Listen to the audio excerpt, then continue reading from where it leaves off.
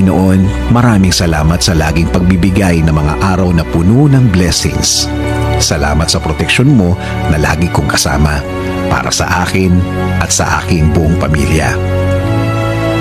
Thanks for always for your provision, your guidance, and protection. Thank you also, God, for your faithfulness and love for us, Lord. Panginoon, i-bless niyo po ang aking plano sa aking buhay at sa aking pamilya. Alam ko po na lagi niyo akong pinoproteksyonan kasama ng aking mga pangarap. Panginoon, hindi po ako isang perpektong tao at alam ko po na hindi rin perpekto ang aking plano.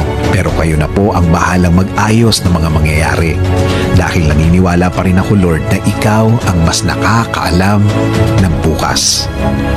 Alam ko po, Lord, na marami pa akong dadaanan para matupad ang aking plano sa aking buhay. Pero alam ko po na bibigyan niyo po ako at ang aking plano sa buhay ng tamang direksyon.